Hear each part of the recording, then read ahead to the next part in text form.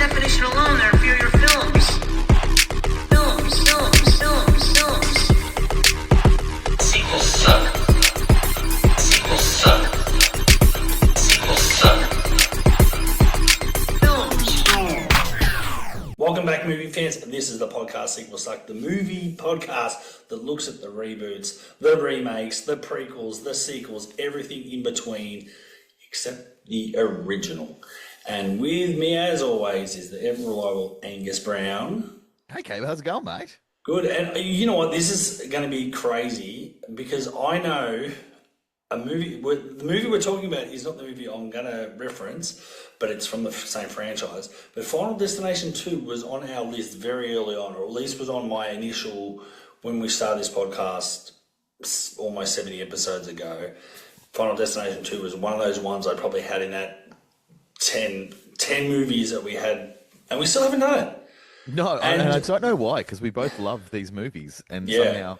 But I think that's a really good example of these movies in general. Like, everyone loves them, including, I think, the people who make them, and yet it took them, what was it, like 15 years to get to making this one? Like, it seems that's like crazy to me. Yeah, it is the destiny of these Final Destination movies that everyone's like, fuck yeah, these are great. Make one a year forever.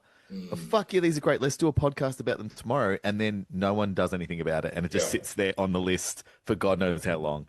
It's interesting you say that because it's crazy to think that the last one was 15 years ago, and it maybe time flies. I don't know. It doesn't feel like that long ago, but it obviously is.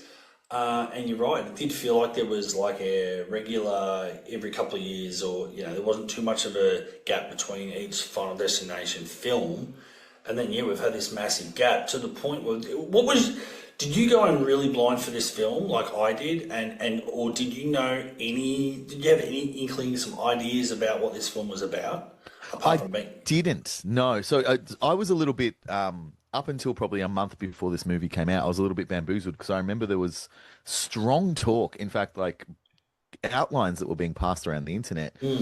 The next Final Destination movie, I think at the time was just Final Destination 6, was going to be about first responders. So it was going to be all about like paramedics and police officers and firefighters who are all called to an accident, and then they survive some catastrophe, and then death stalks them. And I think that's a freaking cool idea, by the way, because those people wind up in some sticky situations anyway. Lots of great opportunities for some really fun deaths. Like have a paramedic have something awful to them, and then they're trying to fix themselves as it's happening, something like that. Like, great stuff. But so I really wasn't sure. And then when I clicked like Bloodlines, it's obviously going to have something to do with family. I deliberately stayed away from it on the internet. I started conjuring my own ideas, like, oh, this is going to be like all the family members of like other Final Destination people, from the other movies. It turns out I wasn't far wrong. It just wasn't, it wasn't pre-existing characters in the timeline, but it definitely did go down that very new and unique route for a Final Destination movie, which I do have some questions about based on, I've been rewatching a couple of Final Destination movies lately, and I do have some questions around that. So I went in really blind to the point where, back in the day, probably well before this podcast as well, like I was like such a movie aficionado that I would buy Empire. I had a subscription to Empire magazine, so I knew what was happening. I read every article, even movies I didn't really care about. I'd read the article, and I knew the directors. I knew what was coming up. I knew what actors were signed up for, what sequel and whatever. And then there was Filming magazine, which was a similar one that was Australian sort of written and stuff. So I used to follow a lot of stuff, and then people were like, why are you still buy magazines? There's the internet. And I get it. Internet's a bit more instantaneous. You can get more fresh, quick news and all that sort of stuff. Long story short, I don't know where I got it from. I wasn't looking for Final Destination information. I was trying to sort of, again, I'm one that I don't want to get spoiled. I feel like they put too much stuff out there. Don't start me on Scream 7 stuff. I do feel like too much stuff gets out onto the internet, and it kind of can spoil the experience. Having said that, I don't know where I heard it, but I was under the impression that this film, and I think Bloodlines gives it away, that it wasn't what I was thinking, when we got closer to it being released. I could have sworn you just talked about your idea or something that you'd heard about. I thought this Final Destination film was like a complete reboot. I thought that was the idea. It was like, well, we've had a bit of distance. We're going to do Final Destination. It's going to, maybe somehow tie to the originals, but it's really going to be its own new thing, like a complete fresh reboot. We're not going to rely on stuff. And that was called Bloodlines, and same thing. I'm thinking, well, it's going to be somewhat connected. And one of the greatest surprises in film history, Tony Todd. I'm like, did they AI or CG? Like, they must have filmed that a little while ago, just before that. You knew he was about to, meet death. Yeah, I mean, and he must have gone. Let's film this and lock this away, because that's I didn't even know he was going to be in it. That was like neither did I, and I didn't know, because I didn't look anything up. I didn't know if he passed away before they wrapped on this or whatever. But when he showed, I don't know if you had this experience too, but when he showed up on screen, I was like, oh, that's nice. They're doing Bloodworth. That's really like cool. Who is the actor they've cast as Bloodworth? Because he doesn't actually look like Tony Todd. So I wonder why they've cast. And then I kept watching. I was like, wait, oh my God, that is Tony Todd, because he's a shadow of himself in this movie. But that just makes it all the more wonderful that he was in it, because he knew, everyone knew. The film is dedicated to him, which I thought was beautiful. Oddly moving in a Final Destinations movie to have that scene where Tony, like not the character Bloodworth, but the actor Tony Todd essentially gives his own eulogy in the middle of the sixth installment of I don't know, I guess a slasher franchise. I don't know what else this movie is. And then like does one of the coolest character exits ever. Like he's literally just packed up his shit and goes, I don't know how long I got left. I'm going to go live my life. And he just fucking walks out the door and everyone's like, huh? And that's Tony out. Yeah. Incredible scene. Made me so... Like sitting in the cinema, I was just looking around. I was like, "Is everyone seeing this? I feel like crying. Yeah. This is beautiful. That's fucking Candyman. Oh, Do you I not love know it. what just happened? Like, gorgeous, gorgeous moment inside the movie. I think that was peak. Thank for me. I God was they like, did it. Yeah, again, that's one of those great. I know it's kind of sad. Like people would go, "Oh, we're just a slasher flick," but it's like to be able to have someone that's so iconic in the horror, especially in the horror genre. Yes. And he had that character, and then he's able to come back in a couple of those films, and then he's literally like he's dying. He's like, one last gig. I'm gonna make it through. Just quit. Let's get this done. And like you said, kind of almost had his own eulogy within the film, and then it's like, I'm done. It really it moved me as much as Val Kilmer's Top Gun Maverick scene. Like when you know, when you look at the actor and you go, oh my God, like they know and I know, and they know that we know as the audience, like just beautiful. And really, I was already on board with this movie. I was already having a fun time. But when that scene happened, I was like, whatever the rest of this movie is, I love it. The rest of this movie could completely shit the bed, and they could try and explain that it's like, I don't know, fucking pixies that are in charge of the death or whatever. And I'd be like, weird, but you did the Tony Todd scene, so I still love it.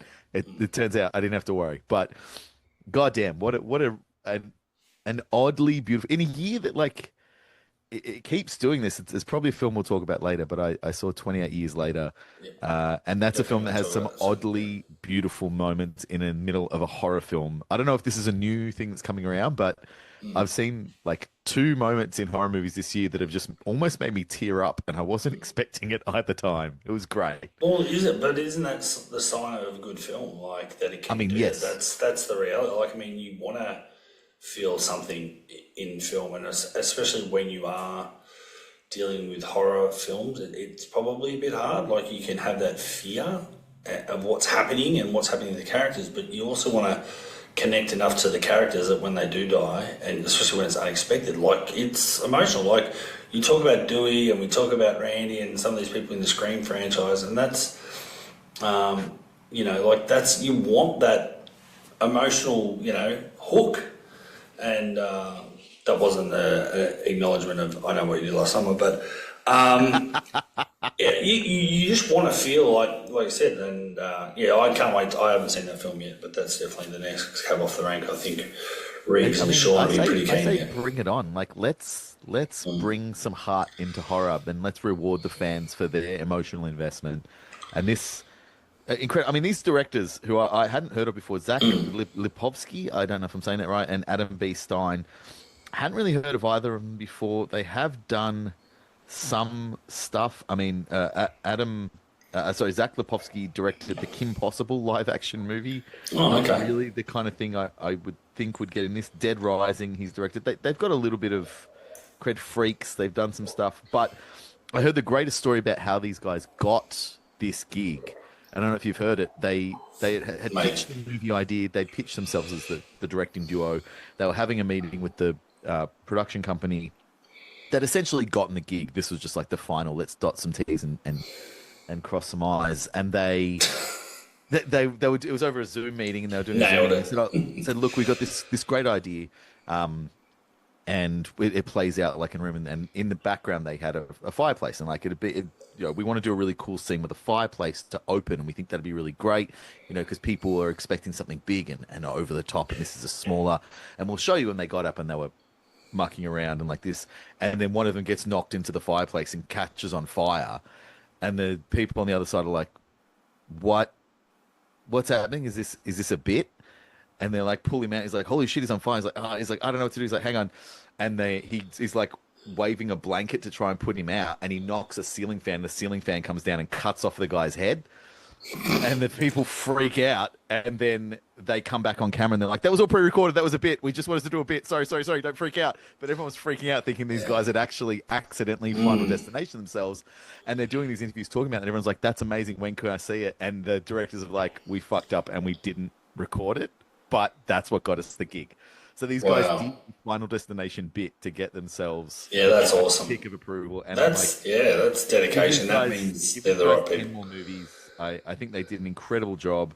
I think they came in and did something that, not to name names, but recent franchises that have picked up long-running franchises maybe haven't done as well, which is they really leaned into and respected what made the previous film so great and looked at it and went, hey, you know what a Final Destination movie is? It's fucking fun.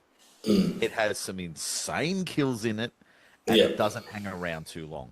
That's what a Final Destination, and that's It's good. It's good runtime. Good it runtime. moves at a fucking clip. Or is it actually no? I take that back. Is it 2 hours? But it didn't feel like 2 hours. Is that It is right? 1 hour and 50 minutes. And I think it uses every one of those 1 hour and 50 minutes really, really well. Like there was no part of it where I was like, God, it's been a minute since I've seen someone get cut in half. Like, can we hurry this up? All of it was great. It doesn't try to make any of the characters too, I guess, well done. Like, because they acknowledge no one really cares about the characters in these movies. Like, they've got to be interesting enough that we follow them, but we don't need much. This is probably some of the most backstory we've ever gotten, actually, because this one is actually about the family. So the main character of Kate Stephanie again, like barely know their names, but the main character Stephanie is probably the most fleshed out character I think ever. Like even Devon Sauer in the first one, we kind of only find out after the fact that he's scared of flying, and that seems like a pretty important thing for a kid who's about to go on a plane. Like none of the characters are fleshed out, and this one is a bit more. But it was great. Like it really, it took all of the things I love about the best of the Final Destination series, and ran with it. So what do you think? Like, I guess Final Destination films are very famous. They're their thing. Like a Scream film is the reveal of the killer. Final Destination's big set piece is the premonition of the accident where we get survivors instead of them actually dying. So it initially threw me, but I was like, oh, I like where this is going, because it's set in the 60s or late 60s. Maybe even the 50s, the premonition. So it's obviously old school. He's got the old school neighborhood car, just the way it was, back then. And it must have been 60s, surely, because they sing Shout, yeah? Oh, you're right. Yeah. So, you're right, 1960s. Yeah. So, neither here nor there, I guess, in a lot of ways. But the fact that they said, oh, no, we're not going to do something new. We're going to do something old. And then I was kind of like, okay, where is this going to go? And, and obviously what comes full circle is the little African-American kid turns out to be Tony Todd, Which is is another like, thing I really loved. Is like, oh, he's been there all along. Oh, good. yeah. Nice, So nice yeah, retconning. well, that's again a great throwback and something I don't know why I just didn't see that coming. But yeah, the having the I can't say it's terrible. I forget all the names already, but you got the main character. She saves a penny. Stephanie. That just, Yep. saves everyone, and then she becomes an old lady that everyone thinks is crazy. Which I like that idea too, because a lot of families do get split up and get separated because there is that one kooky member of the family that's the tin foil hat wearer, and or is maybe does see things, but no one wants to believe them and thinks, oh, she's just crazy, and then people that's how. I mean, this. I think Iris is the grandmother. Oh, sorry, Iris. That's Iris who I was is the thinking of, yeah. original girl who has the premonition and then turns out to be the grandmother later. But it really when we got to that part of the story, it gave me big David Gordon Green Halloween vibes, where it's like, no, this person lived through something tragic, and now we see them in their old age, and their family's like, Nana's fucking crazy. Don't listen to her. And Nana's like, you weren't there. You don't understand. It's like the horror movie version of like World War One survivors. We're like, you weren't in the trenches. Shut the fuck up. Yeah. Like I was there. I was in that tower. What did you think about? Because that's the big thing about these movies is like, Final Destination 2 has changed the way that an entire generation of people drive their cars on freeways. Yeah, 100%. I was in the car a couple of years ago with a friend who is like 10 years younger than me and not a horror fan, and we were behind a logging truck, and it was a single lane freeway, and I couldn't get around it. And I said to them, I was like, hey, have you ever seen Final Destination 2? And she said, no. And I said, we're having very different experiences right now. I'm going to pull over for a bit because I was like, I'm not driving behind this friggin' truck because of that movie. Like, it is a... And then you pulled over and then the truck crashed up the road? Is that what you're going to say? That's why I'm here today, but that's why I can't go outside and I live in this room forever because it's coming for me. Yeah. Yeah, no, 100% you're right. Yeah. Like, I think I remember all the Final Destination set pieces at the start, but I think the second one, I don't want to go too far down the rabbit hole before we talk about that film on its own podcast, but the logging truck, I think, is the most iconic and the most remembered. And I feel like from a pop cultural point of view, I think there's a lot of people that haven't even seen a lot of the Destination Final films, the Final Destination films, but they know about the logging truck. Like, they're quite... Oh, you know what's sad? There is a generation of people who like, oh yeah, those movies are cool, but I've seen them talk about it, and I've talked to them. They've only watched like the kills in YouTube supercuts, so they've never watched the movie. They just watched like Final Destination 1 supercut, Final Destination 2. So they're like, oh, I've seen that. Yeah, I've seen the logging truck like crash. I'm like, you didn't see the terror in between the kills, so you don't get to tell me you lived that. Shut up. Yeah. So something about this opening, which like you touched on, is it is a flashback. It's not Stephanie, the main character's premonition. It's her having a flashback to her grandmother Iris's premonition from 60 some years ago. So a couple of things about it that immediately like sprung to my mind as I was watching it. I instantly, like, once she woke up in, like, I think she wakes up in the lecture theater first, and it's like, oh, I was like, okay, I'm a little like off kilter, and I like that because 6 movies in, the formula can become predictable. Yeah. So I kind of enjoy that. Oh, and 100%. having the nightmare, I was like, okay, I'm not sure if I'm on board with this because it's not like we got a Final Destination movie 2 years ago. Like, it's been a while. It's okay to revisit the well, but I was like, no, go with it. And then when we got to the reasons, I dug it. What I did struggle a bit with, and this, again, like, every movie is its own thing, but comparing it to Final Destination 2, a lot of practical effects in Final Destination 2. Like, a lot of those cars that we see crash in that movie, they crash those fucking cars in the movie. A lot of the stuff that goes on in the Final Destination movies is practical. A lot of CGI in that tower situation. Obviously, you can't blow up a tower full of people. So there was a lot of CGI shit going on. I appreciated like the fire, there's people running around on fire who are actually on fire. But when we were watching people fall, like Iris's boyfriend falling and people falling, I was like, this is a computer. This isn't real. And I'm already a bit like out of it because we're in the 60s, and I'm Yeah. not quite certain what's going on. All right, okay. And I mean, this is nitpicking really because it's a Final Destination movie, and shut up and just have a good time. But how did you feel about like seeing that opening? Did that grab you at all, or were you just along for the ride and you didn't give a I shit? know I was along for the ride, but I hear what you're saying. I think sometimes you can be a bit too ambitious, and there was a lot happening in that scene. Like I feel like in the, I guess, well, I'm going to probably sound like a hypocrite. In the second one, we do have the logs, and that's the start of this freeway accident. It's pretty simplistic. With the first one, is the plane blows up. The third one is the roller coaster, and the same thing. The roller coaster breaks, and then slowly people have killed different ways a lot, through that thing, and then they wake up. The fourth one, what was the fourth one again? I can't Speedway, remember. it's a NASCAR thing. Yeah, the Speedway. The worst, honestly, like what we're talking about, it's the worst of the six movies Yeah, by and far. then obviously the fifth one is the Bridge. bridge. Oh my God, what a movie! And so there's elements to that where they kind of stagger the kills, but also build up the tension and all that sort of stuff, because we kind of know that that's not now going to be the reality. That's someone's premonition, and then they're going to die different ways throughout the film.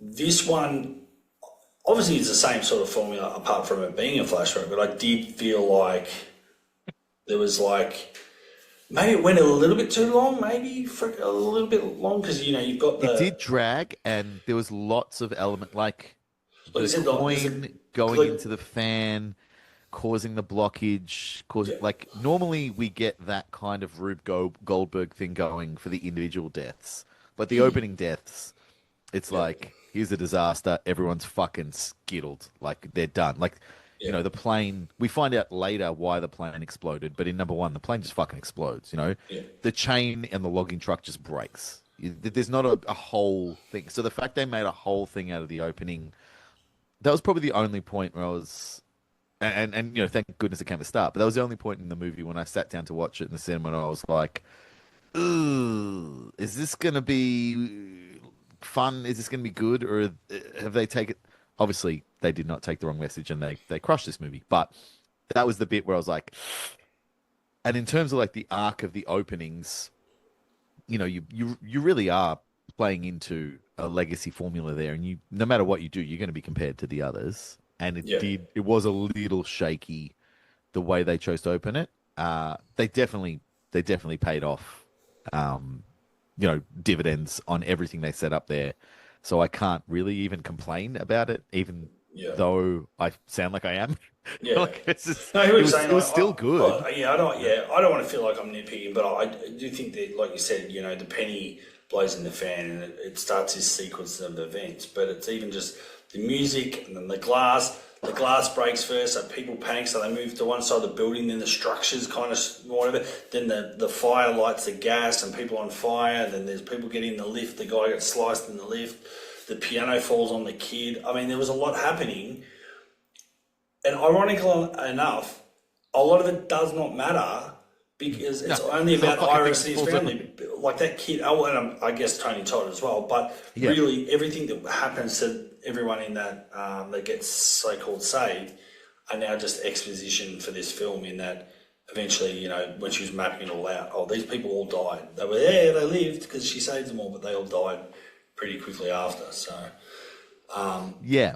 Yeah, so it's And a weird one to stretch it out that long, and I guess it's a fake out start in a lot of ways too, because Look, it does a great job of really bamboozling the audience a bit with an opening where I'm sure most people seeing Final Destination Bloodlines are like you and I, where we have watched the last 5 movies multiple times over the last however many years they've been 25 years I think since the first one came out, and are pretty comfortable in what these movies are, and were pretty confident in what we were going to get. And so it's very smart, like having an opening that is very familiar, but doesn't do any of the things we were expecting. Like very, very difficult trick to land, pulling off a Final Destination opening that everyone goes, yeah, that's how these movies start. And yet all the people who have watched these movies 1,000 times go, I didn't know where that one was going. That was fucking all over the place until the last second. including, then the person who wakes up isn't even the person who had the Yeah, premonition. What the yeah. fuck? Like, really And clever stuff. and Really also clever. completely different. Like you can't even go, oh, that girl kind of looks like Iris's granddaughter. No, Like completely like almost like Latin American looking kid compared to like Iris is very very Iris American and is the white. best. Yeah. Yeah, the widest kind of listens to the Beach Boys on the weekend kind of girl you can get to. And a lot of stuff they do throughout this movie showed that the writers and directors in particular of this movie are fans because they play with what they would know is our expectations because they would have had those expectations. I think one of the best sequences for me in the whole film was the garbage truck sequence, Oh, that was so good. which is brilliant because obviously it should go without saying, but we haven't said it yet. Spoilers. We're going to spoil every single part of this movie. So if you're listening to it being like, I wonder what it's like, we're going to ruin it for you. So please Which we go probably already have, really. I mean, we've ruined the opening, and we've ruined, I guess the big. Oh, actually, well, just out of the logic, and it's kind of crazy because I feel like that opening scene, that idea of this high, tower restaurant, it does feel very that era. Like, oh, this is like this fancy thing. Like, not many places in the country have one of these, and have this is amazing. I mean, yeah. And I kind of like it, and it did feel very real world. But did you think it was a little bit over the top or not? The actual idea of that in the '60s I've been thinking about this a lot since I watched it. I think every problem that I have with the opening disaster is answered for and fixed by the rest of the movie. Like if I just watched the opening of this movie, I'd be like, nah, I mean, fine, but not great. Really, good on you for coming up with the idea. Just, I don't know. But in its entirety of a film, I'm like, yeah, fucking great. Do it. That's cool. Because it doesn't, it is a problem they created for themselves that they also solved in that the opening disaster does not matter. In every other movie, the opening disaster really, really matters because it is the inciting incident that causes the vision haver to alter the fates of all these people. But none of the characters in this movie at any point have any power to alter the fates of anyone because this event happened before they were even born, which is the conceit of the film. So I kind of realized as I was driving home, I was like, that opening, what's bugging me about that? And I was like, I realized, well, for 5 movies we've been shown, your main character has a vision, saves a bunch of people's lives, and then has to try and figure out, can we survive? And then they do or do not. In this movie, your main character has a vision that someone else had, and at no point was ever in a position to save anyone's lives. And as the movie goes on, we find out is cursed from birth, and her problem is a wholly new problem to this franchise. Stephanie's woes are not that she had a vision and saved her friends' lives. Her woes are, oh, I was never meant to be alive in the first place, and I've got to figure out how to evade death now that they've made their way down the list. And that was a plot point that I really enjoyed. Is they explain that out, like death. She saved those people, and those people, there were so many of them, and because in the other movies I never really thought about this, but it's always like 8 people, maybe 10 at the most. Like it's not like everyone on the freeway gets saved in 2. A couple of cars get saved. Everyone else who was supposed to die dies. So it does kind of make sense that if you save, 300 people, I guess, were saved in that tower thing. It's going to take a long time to get back to them. By the time you get back to them, they're going to have had babies, and then you got to try and kill the babies, and then you're going to come back, and then some of those babies you didn't get around to the first time, they've had babies. It's like, son of a bitch, this is going to take forever. And I do like the fact that there's like the death, whatever form they are in these movies, is fucking running around like a cartoon character, trying to set up all these elaborate deaths for all of these people, and it's taken them decades to get around to crossing it off, and finally they get to and this fucking Irish chick has death-proofed her house, and no matter what you can't get her. And you're like, fuck, it's just you and this fucking Bloodworth guy, and then I can take out these fucking kids and we're done. And you bitch, you won't die. Like, very, very funny little game. And I thought the actress who played the grandmother did a really great job of kind of like, you almost got me that time, you son of a bitch. Like, she's so aware of everything. Really, really fun. But the garbage truck, what did you think about that sequence? Because it wasn't just an individual sequence. It's like this whole funny subplot that they set up. Which, I mean, obviously, if you're listening this far and you haven't seen it, but you're still listening, good on you. But the plot of this movie, as we've loosely run around, is the woman who has the premonition saves a bunch of people. Those people have kids. And our core characters in Final Destination Bloodlines are the grandchildren and two children of Iris. And they are learning as the movie progresses that they were never meant to be. And now that Iris dies or sacrifices herself to prove her point to her granddaughter, they're all in jeopardy. Iris sacrifices herself because she has terminal cancer, and that's how death finally gets her. And she knows she's dead anyway, and she knows she needs to convince her granddaughter. Again, like really simple but effective story plotting there. Like so many ways that could have been cliched.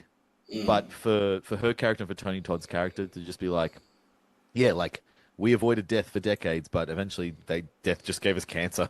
Like he got bored with the game. He got bored with all the elaborate design and was like, fuck it. Just I'm rearranging your cells. Which does make it interesting that Tony Todd would, I guess, does he have to, I guess he dies in order, so he has to wait for Iris to die first, I'm assuming. Yeah, well, he's kind of protected, is what we learned in this movie. The reason that he knows so much about death and has this kind of freedom from he helped build her the fortress. He literally can't die until Iris dies because he's after her on the list. Which, and that was one of the things that I kind of question, because in every other Final Destination movie, if death skips one of the people, it just goes to the next one and then comes back and tries again.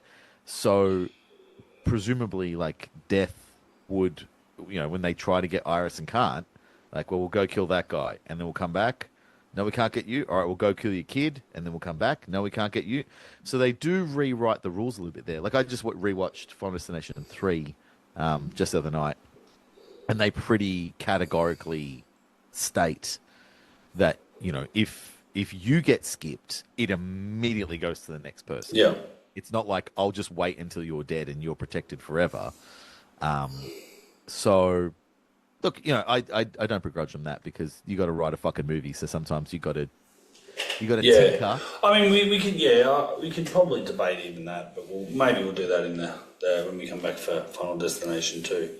It is that's certainly got some interesting. Of all the Final Destination movies, this is the one that opens itself up to the most nitpicking, if you want to go that route. Yeah. Because it does rewrite sort of all the established rules, and it does lose a little bit of, like, the sense of it when you realize, like, okay, so, like, you could have given Iris cancer at any point. Yeah. Because that obviously is a power death has. But also, you don't kill Bloodworth before you kill the uncle, so you actually don't care about the order. You can skip people because the uncle dies, but according to the order, Bloodworth should have died, and then the family of Iris. Although I guess they try to cover that by saying it goes down a whole bloodline and then goes to the next person. Yeah. Goes down a whole. So look, again, this, as I said, this is nitpicking, and it's only if you want to. And I don't really want to, because I had so much fun watching this movie. I kind of don't care. Like, whatever you got to do to get there, I'm on board. So the rubbish bin, the rubbish bin scene. Yeah, that was cool, because I kind of liked. I'm not saying it hasn't happened in the other movies, but I'd sort of watched. Obviously, the first and second one leading into this one. I hadn't gone back to 3, 4, and 5, like recently, probably in the last 3 or 4 years. But it was something that I've sort of forgotten about a little bit from in the other films, whether they lost that touch where the person that's had the premonition or knows there's a problem and is the only one that sort of really believes that death is able to sort of see things in advance or get clues, and it felt like that was where they really got back to that, where she was kind of sort of seeing clues or seeing things, and she was, oh, you know, well, those boys are kicking the soccer ball and that guy's trimming the hedge and this. So she was kind of sort of seeing that where the accident can occur, and she kind of nails it. And then you've got the dickhead... Eric is his name. Eric, who is probably my favorite character in the movie. The Yeah, douchebag, tattoo artist, piercer, emo goth boy, who is just I think he was very clearly modeled on like early 2000s Bam Margera. Yeah. Like if you've ever seen Jackass and then you watch this Yeah. movie, like is that actually Bam Margera? Because Yeah. it looks like him. And I think it did a great job. But what I loved about that scene, like it has multiple levels that they really play with. One, it's like a magic trick where the magician goes, "Hey, here's the trick I'm about to do," and then they show you it, and you go, "Eh," and then they do something else, and you go, "Oh my fucking god!" And that's that scene where they tell you exactly what is going to happen, which they don't do with these kills. It's always a fake out. Like, is it going to be the marbles? Is it going to be the glass window? Is it going to be the letterbox? Nope, it was the fridge. And you're like, the fucking fridge. Whereas this one, it's like, no, the leaf blower to the soccer ball to the bin to the garbage truck is exactly what's going to happen. And then it doesn't happen to Eric. It happens to his sister. And she gets that super cool death where she gets her fucking arm and head cut off right in front of you, which, I loved. And there's great videos. I encourage everyone to go and check out the special effects guys who did all the practical effects on this movie have put up on Instagram the ways that they did all the practical kills in this movie, including this one. And it's the simplest trick ever where, again, spoilers for spoilers. They really put her in there. They put her in there, and the way that they cut her head off is they have like a sliding, if you're watching this, you can see my hand going across. They have like a sliding sort of board that comes across to her head, but it's made up of individual pieces of board. So as it hits her head, it pushes away, certain boards, and it looks like her head's getting cut off, but it's not. But it is her actual head. And her arm that look like they're getting cut. So it's not that they swapped her for a dummy. It's that they swapped the metal for balsa wood that moves to shape around her head. And then they CGI the cutting. And the same with another fantastic death that happens in the hospital. They show you exactly how to do that. So if you're into this practical effects stuff like I am, and you're like, fucking more of that, really, really high. So that's obviously the Final Destination account, or is it the special effects guys account on Instagram? It's the special effects guys account. I'll see if I can find their name during this. If not, we'll try and add it as a tag to the episode. But yeah, really, really fun, really, really cool stuff they did. It's funny you bring up Eric as well, because that was another scene where they played out, and that was the fake out scene where we think he's dead. And had you seen that in the trailer? Because that was the first. That was the only thing I'd seen. Yeah. And when they showed that, I'm like, when they showed that, I was like, you're showing us too much. And then I thought about it. Yeah, I was pissed off. I was like, how dare you? I was super pissed off. And then I thought, what are they going to change? I'm like, sure. And then I even got to the point like, is this a really obscene use of money where they've literally filmed something that's not even in the film just to throw us off, or maybe even it's a side character? We're not going to see this in the film. And then it starts playing out like, oh my God, I've seen this already. And then the fake out is he was alive. Doesn't die, and which is lucky, but also we find out that he's actually an illegitimate child. He's not the... Which is an incredible scene. It's just like, why didn't he die? And then the mum's like, because you're not actually your dad's son. Like, that was fucking brilliant. And then again, like Tony Todd throws in that great little line where he's like, don't fuck with death. Death will, fuck back. And because he's trying to save his brother, he gets in death's way. So he cops it as well. And again, like watching it, so much fun because you don't expect it at that point. Another really fun subversion where in these movies, once you get your core characters who have survived the inciting incident, they are all going to die grisly deaths. That is what is this happening in this movie. Maybe, as has happened, I think, so far only once in Final Destination 2 the two main characters live You're correct. because she technically dies. Yes. And they mentioned that in this movie, which is kind of cool too. Yeah.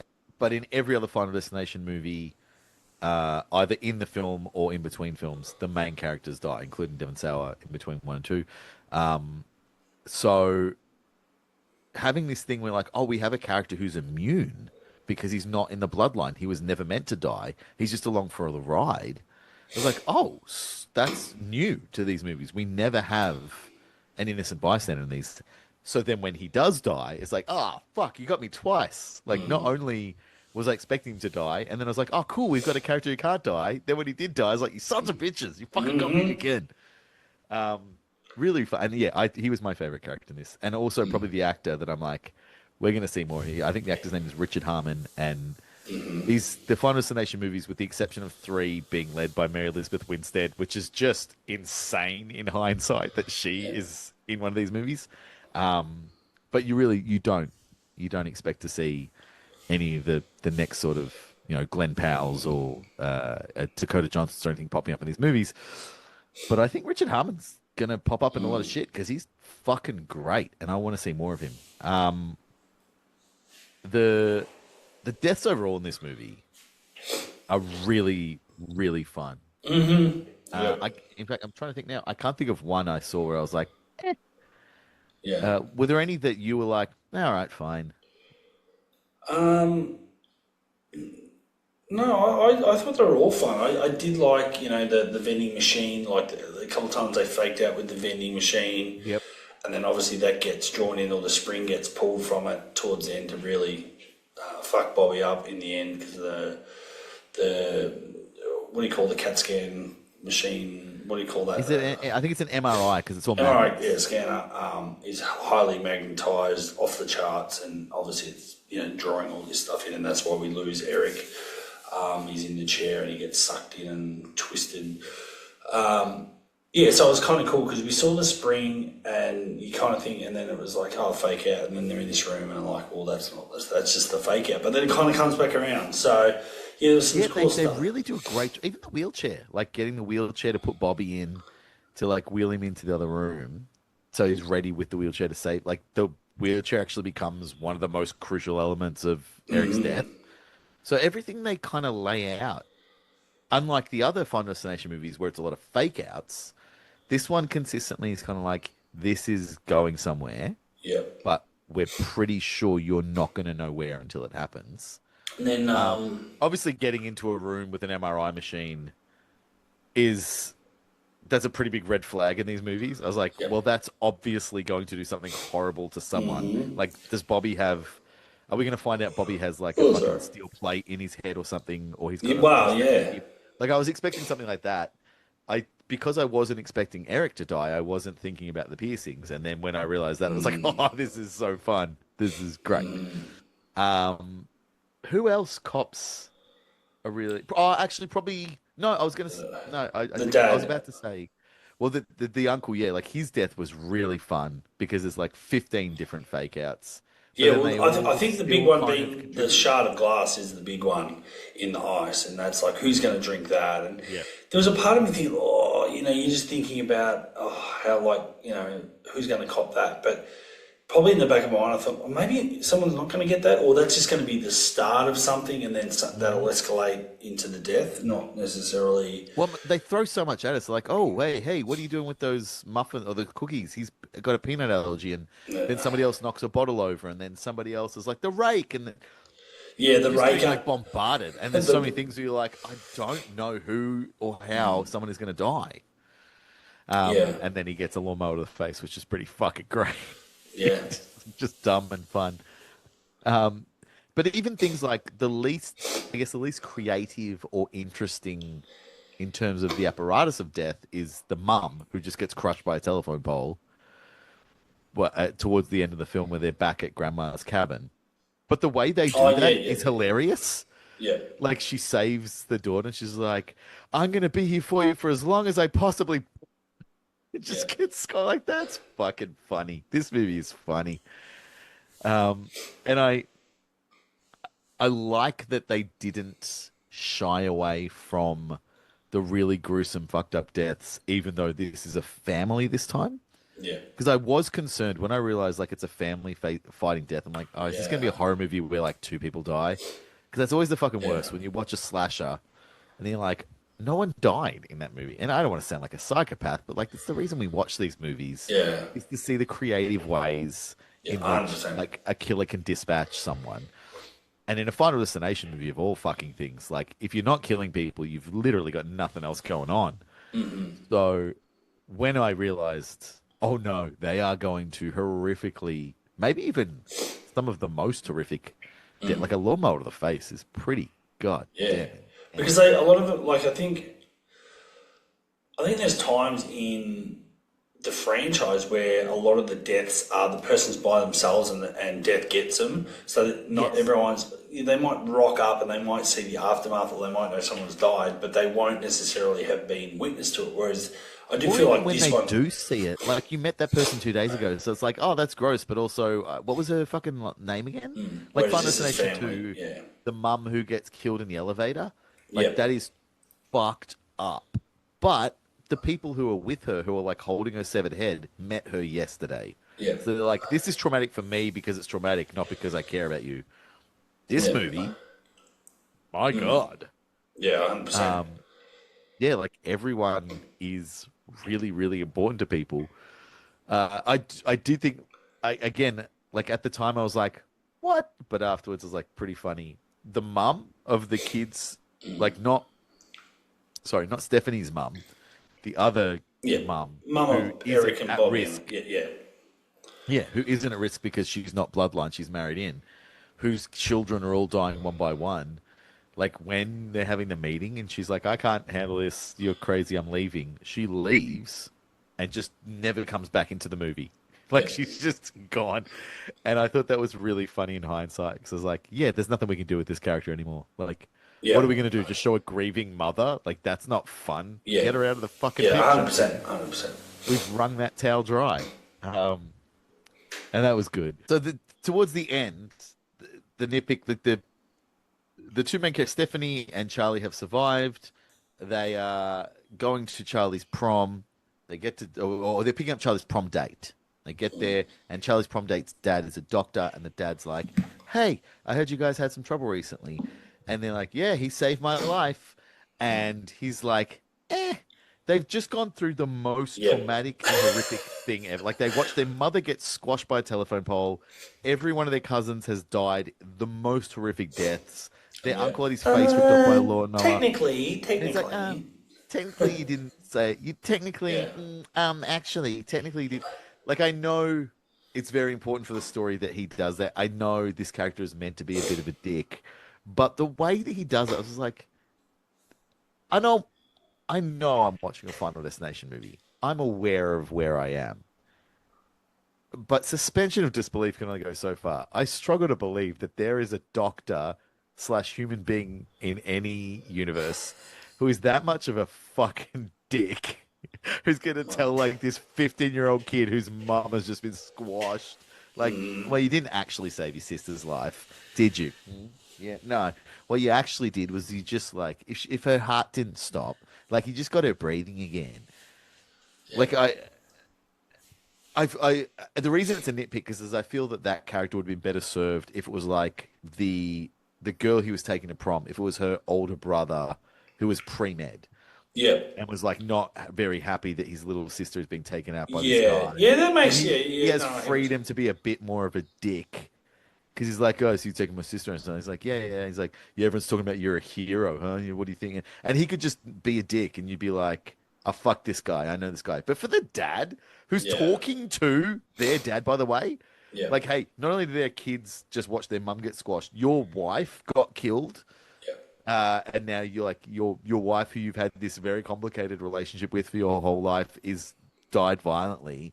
But your kid isn't a hero. He didn't actually say, like, fuck off. Like, that was the only part where I was like, really? Is this, come on, we can do better. There could have been a different way of delivering that information and having that light bulb moment. Like, I hear what you're saying. You could have had the doctor go, oh, so what actually happened? yeah, Jenna here was telling me, but what actually happened? And then they explain it and be like, oh, but so she didn't really die. Or so, like, there could have been a better way of delivering that information so the audience had that moment and go, oh, shit. It was a bit spoon-fed as well. You're right. Like they kind of were like, so she didn't die, get it? Instead of letting us kind of go, wait, did he just say, hang on, so that means, oh shit. But then again, like this is why it's not like a big issue and it's just like a little nitpick. They kind of bring it home because what do? They have that fucking awesome train crash. And what's the thing that fucking wipes them out? It's that goddamn fucking logging truck again. Only this time it's on the back of a train, and just that nod and the wink to the audience is like, hey, we're one of you. We watch these movies. We fucking love these movies. We know what that logging truck did to people, and we're bringing it back in our movie. And when the logs came, I was like, these guys are fans. These guys are fans of these movies. I can't even really be angry about... No. Not that I was even angry. I can't even really be like, about that doctor character. It's like, you fucking landed the plane anyway, so who cares?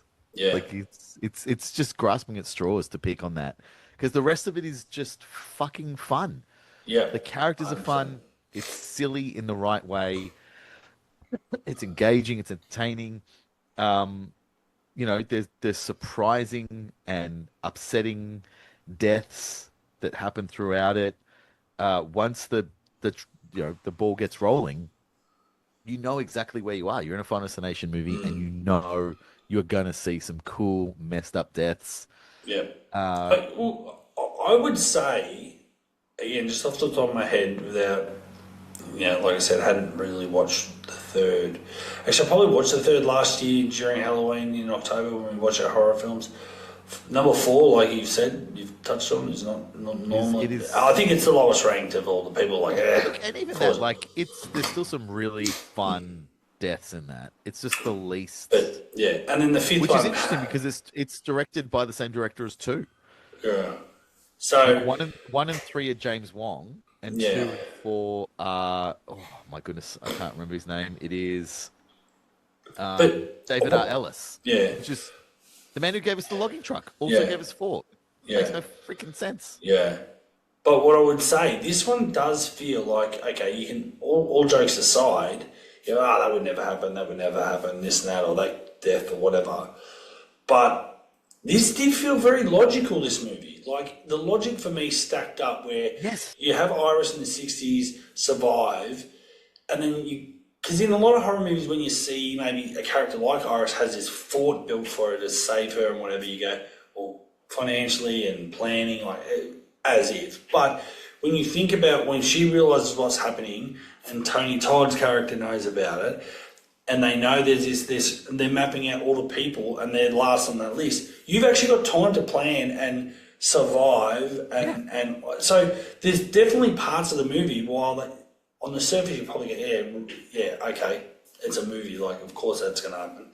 But then the movie logic is actually quite, I think, admittedly, I've only watched it once and I have not looked at the internet about this film at all.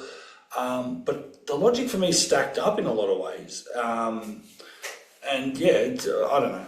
I thought it does feel like they, like you said, like they're not just fans of the film. They've made a fun movie, but I do feel like they've really mapped it out pretty well. To make it, like I said, I think it stacks up. It's, when we think of some of the newer Scream movies, we've still enjoyed them, but then gone, well, that doesn't make sense, and this doesn't make sense, or that doesn't marry up with what we know from the second movie or whatever. Whereas this one just felt like, we're going to link it back, we're going to do a couple of nod, wink, wink, about some of the previous survivors and or deaths and things that have happened, but we're going to make our own movie, but we're also going to make it stack up so it makes sense compared to what's come before it, Yeah, and it lands. It really, like, it works. The internal logic of the film holds up. The characters are just well written enough that we know who they are without wasting time on character development in a movie where they are really just meat for the grinder. I think you touched on something too. I do think the difference with this film and why it helps, like you said, you don't have to have a super amount of character development, is because they are family.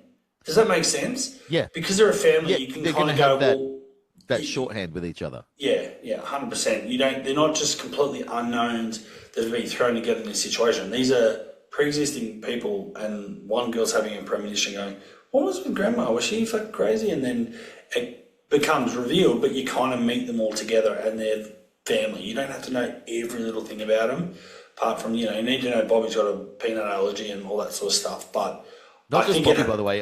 The actor who plays Bobby also has a peanut allergy, so it's kind of a fuck thing to do to him. Oh, wow. Like for that actor to be like, "Hey, we're going to play this character who's going to try and kill themselves with peanuts in the movie," and he's like, can we get some fake Reese's Pieces in here, please?" So, yeah. But yeah, it's a movie that really, more than just about any other. I'm trying to think. I mean, obviously, David Gordon Green's Halloween 2018. Everyone involved in that loved John Carpenter's Halloween, and we're like, it was a direct carry on. We're really honoring everything about it. Yada yada yada. There's lots of stuff in Scream 5 and 6 that, obviously people are like, we love Scream 5 and 6. We'll see what the new I Know What You Did Last Summer has to do about it. This one, more than just about any other, I think really proudly announces, like from the filmmaker perspective, we fucking love these movies. Little things like the car. I didn't catch this. I had to read about it later. The car when they pull up at the beginning of the movie. So when the boyfriend pulls up with Iris, the license plate of the car is FL818E, which if you sound it out is Flight 180, which is the plane from the first one, and also the reoccurring kind of number throughout it. Tony Todd, we talked about in this. Not only did Tony Todd, make an appearance in this, Tony Todd had full creative control over that scene. Like he was allowed to do whatever he wanted, and he was like, "I want to give this." And as if you wouldn't. Yeah. He said, "I want to give this monologue about life and death," and everyone was like, "Yeah, man, you're fucking Tony Todd, and this is we all know this is going to be your last film appearance. Yeah. So yeah, do it if you want." Like just things, It felt like there was no lip service. It felt like there was no like, "Oh yeah, I love those movies when I was a kid," and it's like, you didn't fucking watch those movies, man. I feel like these guys grew up. Like spitballing with each other, man. If we could make a Final Destination, you know what I'd fucking do? I'd do this, and I'd do that, and I'd do this, and how cool would it be to see this? And no one's ever thought this. And what if we have a character that people don't know is going to die? What if the main character doesn't even have the premonition? They're like, oh, fuck. It feels like a couple of 15-year-olds at a sleepover, just talking shit with their best friend, and now they've grown up and they're like, oh my god, what? You're going to let us make this movie? It's really it feels dumb to say when you're talking about Final Destination, but it's almost heartwarming, how this movie turned out. Yep. It genuinely feels like, as fans of a franchise, as someone like I know you are and I am, who have grown up loving these movies and who have been waiting so long for them to make another one, because sidebar, of all the horror film franchises that exist, this is the one that makes the least sense to stop making. Mm-hmm. You can make a Final Destination movie every 2 years, and everyone will be like, cool, they're anthology movies. Yeah, 100%. You can loosely tie them in if you want, but basically death is stalking people, and we're here for it. Even Saw is like, fuck, we killed Jigsaw 10 years ago, and we're still trying to find a way to bring him back. Yeah, all these movies that have a gimmick. Well, I think we've touched on it before. The Halloween films, Friday the 13th, there's a reliance on the villain, Jason or Michael, whatever. And then how are we going to resurrect them again and reboot the franchise? Whereas... Yeah, and each of them have tried one time to do it without their main guy, and people got mad. Yeah, and you look at this and Scream, where... I mean, even you could say Scream can run out of legs because you've got to have a good reason for the killer to exist. And want to go after people, but again, that's a new killer every movie. Yeah, but the same thing with Final Destination. It's just death. The killer is death. You could make these movies every fucking 2 years, and people will show up and watch them. Do you know? Kills fun. It's funny. I know some of the kills, they're a lot of fun to watch, and they're a little bit silly, and there's a lot of fake outs. You think, oh, this person's going to die this way, and you see it, and then it plays out a different way. Oh, wow, that's cool. And a little bit over the top. But in the last few years, I reckon due to so much CCTV in the world, the amount of footage I've seen of people that should have died somehow miraculously living, Yeah.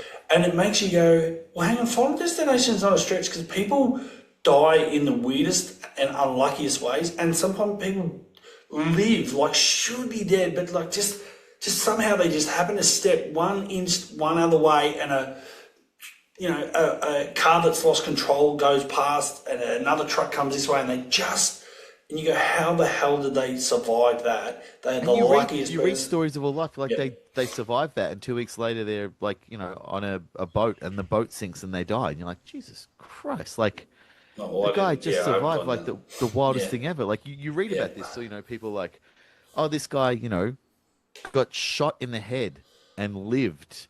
But while the doctors were digging the bullet out, they found out he has a brain tumor. And you're like, come the fuck on. Like, you do, because we have the internet now, because we hear all these stories, you're right, we do see and read about all these elaborate extreme things. And so even when we are watching a movie as over the top and as overt as a Final Destination film, you still, like, look at it and go, not that crazy. No. Like, I'm sure if we were to Google the statistics on how many people have been killed by lawnmowers this year, it'd be in a minimum double digits, probably. But I think that like even that I think was very interesting in that it's very modern, because it wasn't, most people, I would like to think, I'm different, but most people would still have a petrol lawnmower. That was an electric lawnmower. Yeah. And that's how that gag works, or that death works, because it's an easy push button, whatever. I've got an electric lawnmower as well, but I mean, most people would have the pull, the petrol and the, having to get it started, which obviously does not work for this film. But No.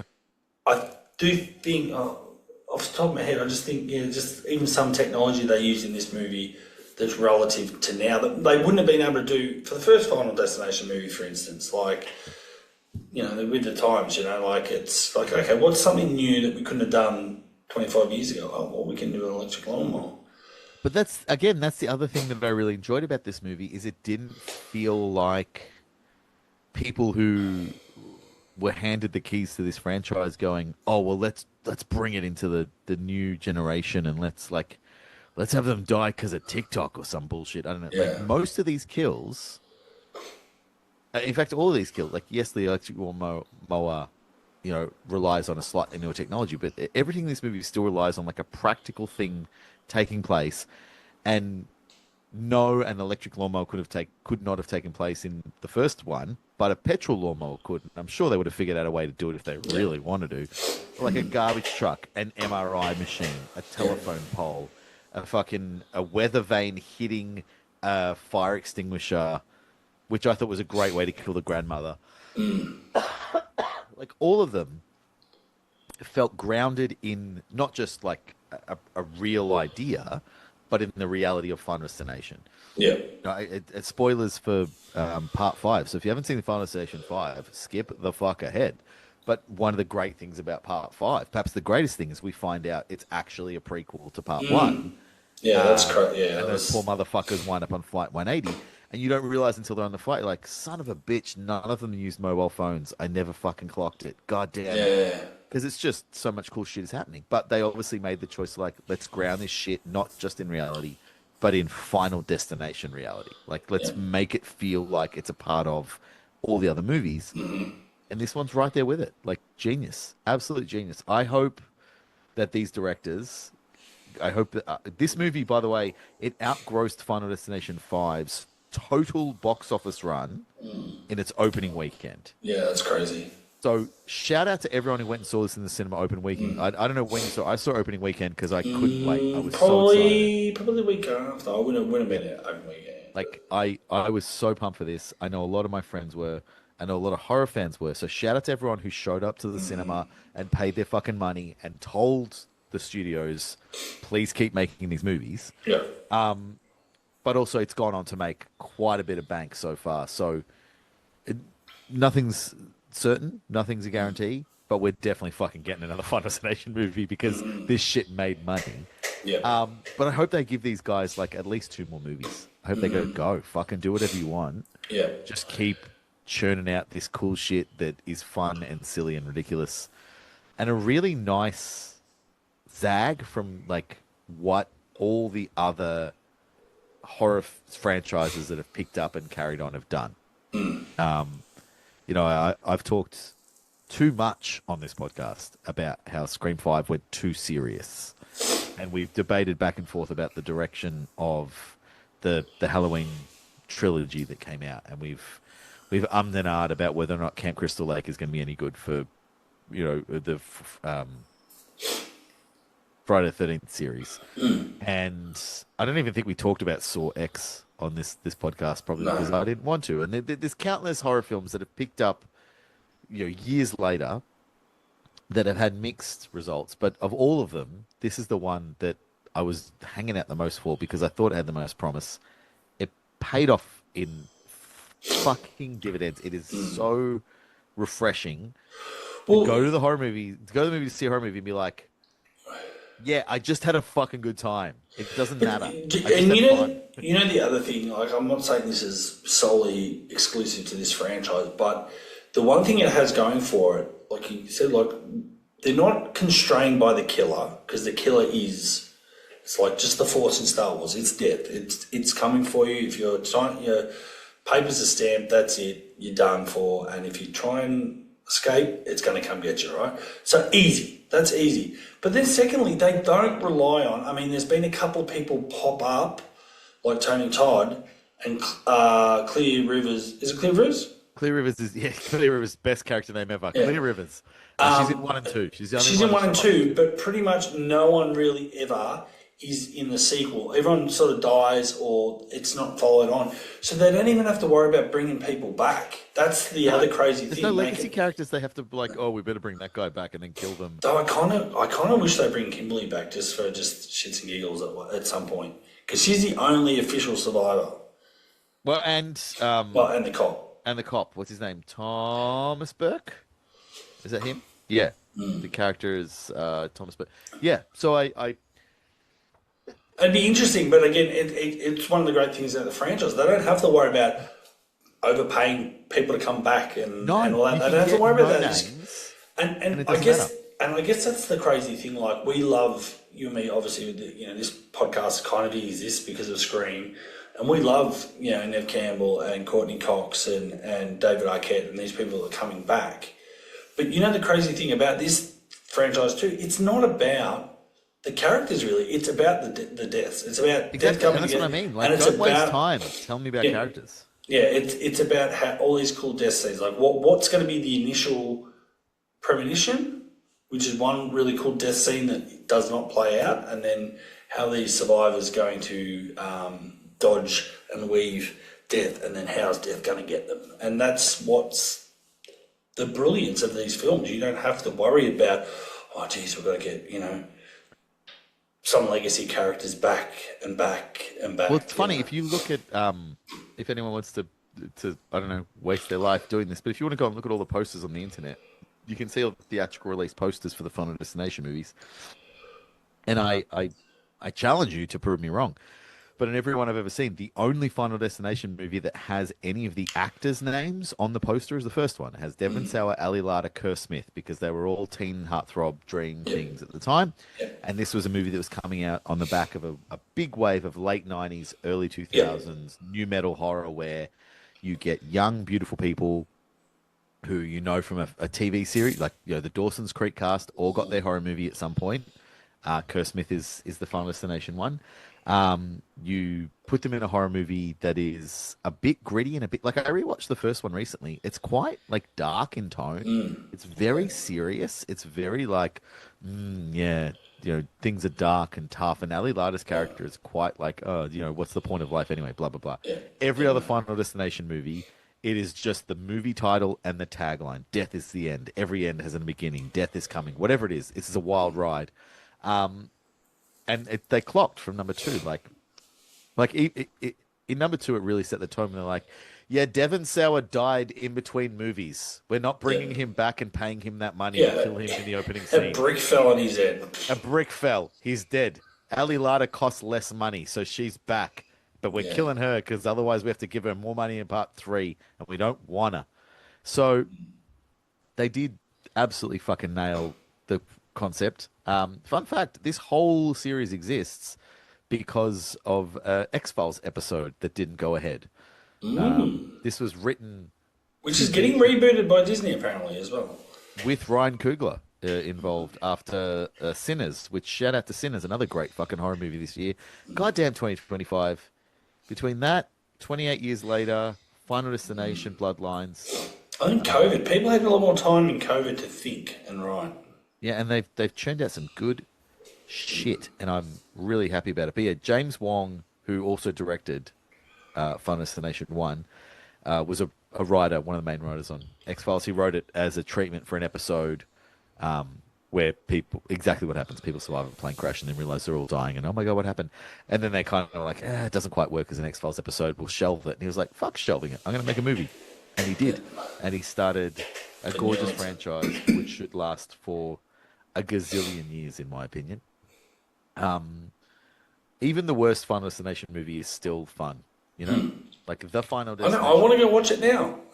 I kind of think I might, honestly. I've got to go work on my bike, and I'm like, I might just put that on work on my bike and just watch the Final Destination. And the pool scene is pretty cool, you know. These movies are great, and we're kind of. I don't want to. I think we have to. You know, I was thinking like now that I'm talking about it, I think we need to rank the kills. Really, like a bit like we did with Scream. We should be ranking these because I think we should do that. They are some of the most interesting kills in like the Solarium's most ridiculous one, but yet so good. And also, like, just like another one that I've never been one to use a solarium. I don't think I've ever actually been in a solarium in my life. But after watching that, I was like, I'm never getting in a fucking solarium ever. I'm never getting into no. If you go to, well, not that we can really do that in Victoria anymore. They got banned a long time ago. But I feel like if you're going into a solarium, just on the off chance, you're going to look around the wall and make sure there's not too much shelving and DVDs or CDs and stereos and big gulp cups that can have. That is the fun side effect of these movies. Is like any scenario. Well, that's what I was going to ask. What it is. Like that's what I was leading to. Well, that was what I was leading to. Out of all the opening scenes, like, is there one that, like, we talk about the log, but is there any other one and you go, that makes you, every time, it's like, makes me think twice about, like, I mean, I've gone on a plane since Final Destination, but I would say the roller coaster one, I love a good roller coaster, but I do feel like it's every 6 to 12 months you hear about, not roller coaster like going crazy like that, but still, you know, one stopping and it's hanging upside down and the people are all trapped up there for 2 hours before they could get rescued and stuff like that. So I think that's the one that really hits me hard. I was like, oh, geez, it's not far from, you know, and we had to, My feeling with roller coasters is the same as planes, honestly, is like, if you're going to get on them, a part of you has to be prepared to die. Yeah. Like every time I get on a plane, like once they close those doors, I'm like, I'm literally handing it over to the guy in the fucking controls. It's the same with roller coasters. If I choose to get on a roller coaster, and it generally, like, when I was 17, I never thought this would happen. But the older I get, like every time I have an opportunity to go on a roller coaster now, it takes a lot longer to think through, like, do I actually want to fucking do this? Because I know when I sit down and they close the gate over me, a part of my brain is going to be like, well, you could die on this, and that'd be entirely on you, champ, because you chose to get on this fucking thing. So the one that gets me the most, I mean, obviously it's the logging truck, but after that, it's actually number 4. It's like at any point, a car could crash and a wheel could go flying off and just fucking take my head off. Well, I was going to say that's also another one that's quite.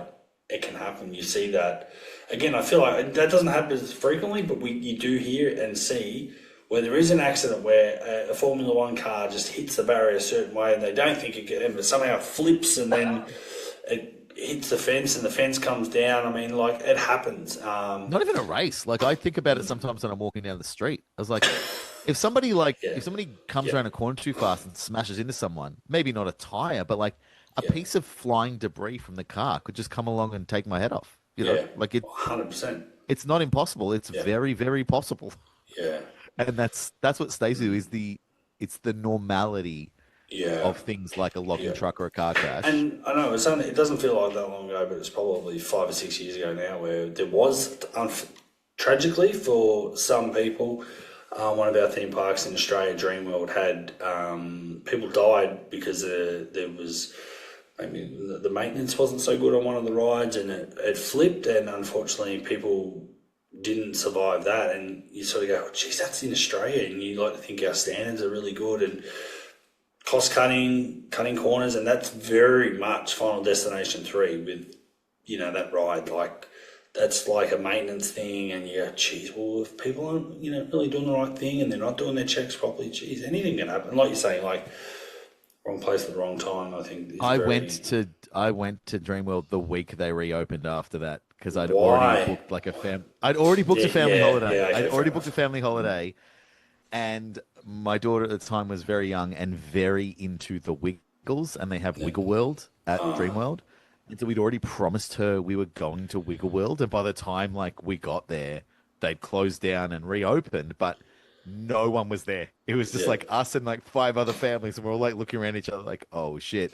So we went to Wiggle World and did all the Wiggle stuff, and that was very fun. But even honestly, putting her on the little Henry the Octopus teacup ride, Yeah. even that, I was like, I don't trust you motherfuckers at all. I'm so I know. nervous. I know. I think it was probably the safest after something like that happens. But yeah, every one of the big roller coasters was reopened, and they had staff being like, "Hey guys, no lines. You want to come in? Anyone want to come on?" And I was like, "No fucking way. There's no way I'm getting on a goddamn roller it's coaster." crazy, isn't it? No, it was terrifying. Yeah, But I don't even know what they're. you know what I thought about the whole time I was there? It was Final Destination. story. Yeah. My wife didn't like horror movies, and she was like, I don't know what you're talking about. I was like, you don't understand. Fucking the opening of this movie, that's all I can see when I look at this, and it happened in real life, and it's freaking me out. And for the uninitiated, Dreamworld is a theme park in Australia on the Gold Coast. I've had a lot of fun there when I was a kid, younger. They changed the rides over the years. But funnily enough, they also had a very famous roller coaster many years ago called the Thunderbolt, and it was good and it did a double loop and all that sort of stuff. But it was actually one of those ones where it was quite jarring, and it got to a point where, for whatever reason, I think they realised, or maybe there was starting to be complaints, people were hurting their back because it was very, very jarring on the body and the neck area. And then that was maybe this ride isn't as safe as, doesn't meet the standards anymore. And yeah, that eventually got pulled down and they rebuilt and did something else there. But I remember the Thunderbolt was their big selling point. And yeah, was gone in the mid to late 90s. And Yeah, man. Every roller coaster, there's 100%. If I sit down on a roller coaster, as soon as that bar comes down, I'm like, I'm stuck. it's honestly, it's like even money. I might die. There's absolutely no guarantee. I don't care how many fucking engineers have looked at this. Yeah. I know there's even money I die on this, and the older I get, the more I'm like, do I really want to die on a roller coaster? Do I want to line up for an hour and a half for a 3-minute ride that could literally kill me? I don't think I do. And then I watch Final Destination 3 and I'm like, no. Well, it's funny, now that you say that, I can't remember what ride it was, and I can't say it was necessarily Dreamworld or it could have been SeaWorld or one of the others.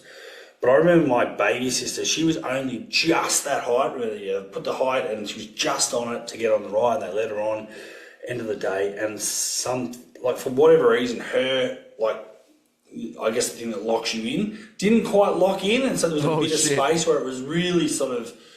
And it was scary for me because I was with her and I was holding it, thinking, oh shit, this is going to come out and she's going to slide out. And it was that was scary. Yeah. Because you realize when you're on these rides, the people who are responsible for you not falling out of them are either 16 years old and have no idea, or are 50 years old and are definitely not someone you want responsible for your well-being. There's no highly educated or trained people on these rides. No.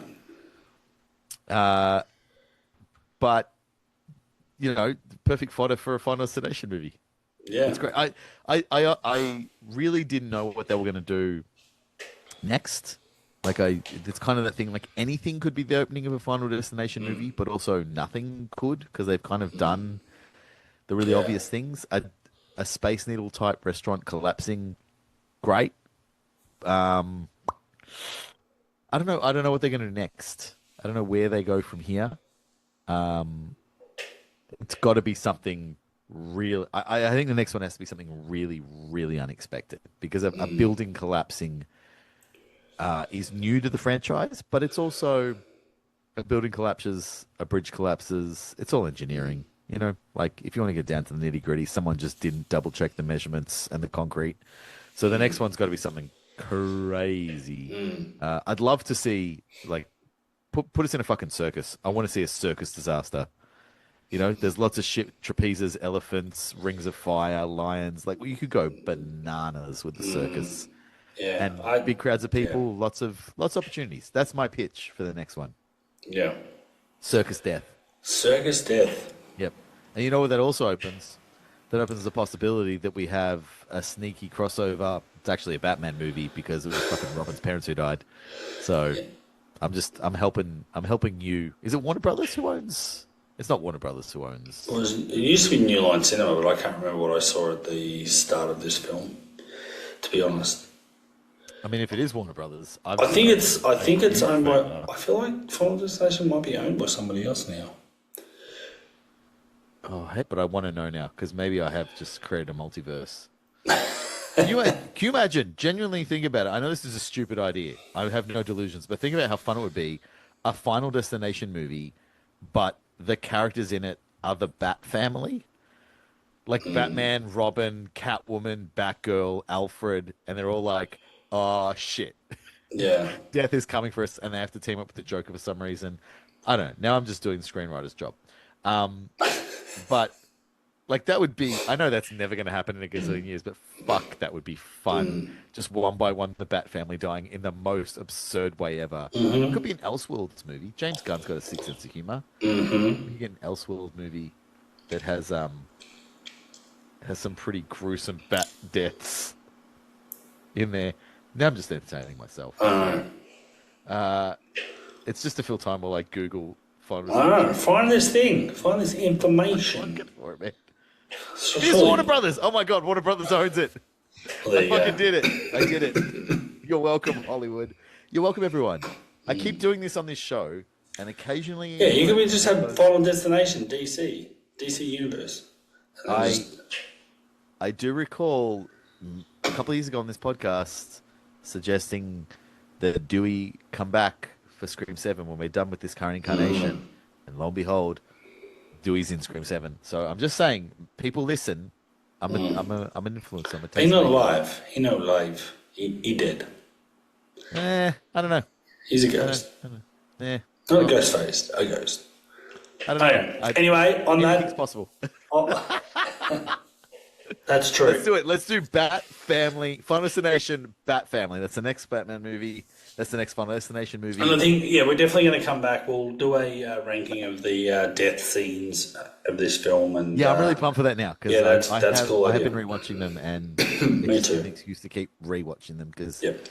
man, I love these movies. They are so good. Yeah, I'm going to go watch. I'm probably going to watch number 4 now. I think I am too. I'm up to 4. I just watched 3 last week. I think it's time.